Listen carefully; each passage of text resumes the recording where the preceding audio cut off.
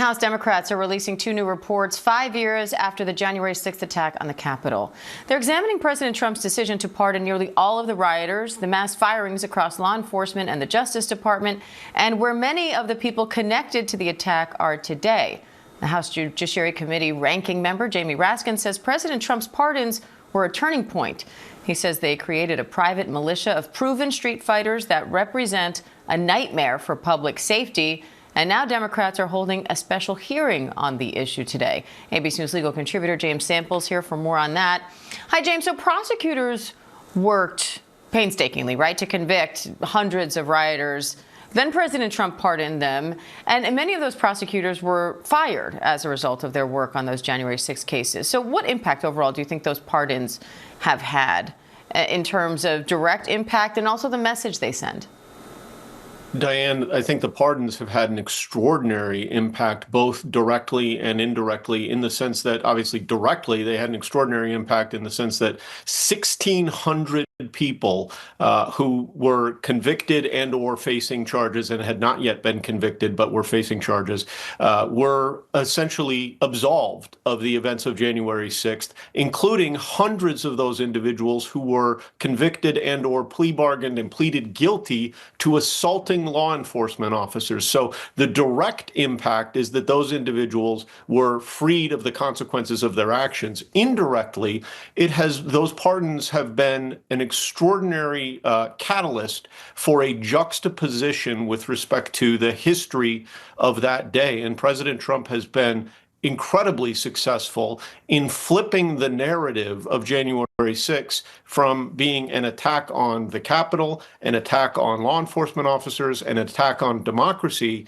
to one in which the individuals who engaged in that activity are actually the victims in the narrative that seems to be at least adopted by a significant portion of America and certainly by the president's base, the victims of politically motivated prosecutions. The idea is that the prosecutors are the ones who committed a wrong, and the individuals who were prosecuted were the victims. It's really a remarkable turnabout. House Democrats are holding this hearing today in part to defend their investigation. From a legal perspective, how will that effort be remembered another 5 or 50 years from now?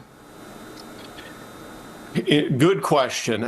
It's hard to say. I think that, certainly today's hearing probably won't be remembered. In our current news cycles and with everything else going on around the world, I think that it's going to be hard for today's hearing to be remembered in just a couple of days. And in fact, today's hearing is known as a special hearing. It's not actually a formal hearing in the House of Representatives because the Democrats don't have the power to call a formal hearing under House rules. So this hearing is not official. They can't compel witnesses to attend. They don't have subpoena power.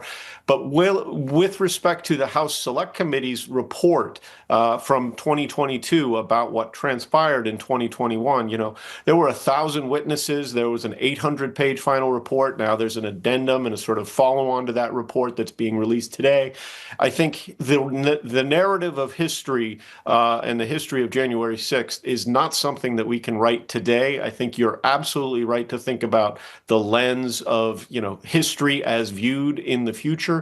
I think that the competition as to who gets to define the events of January 6th and the impact that those events had on American democracy, I think that's going to be something that is continually written over time. But for now, the upper hand is very different than it was in the immediate aftermath of that day. If 5 years ago on this day, 5 years ago as of tomorrow, think about almost every Republican in Congress was condemning what occurred, including even the likes of Mitch McConnell. Where we are today with respect to partisan division and partisan division specifically as to that day, extraordinary difference. ABC's legal contributor James Sample, thank you.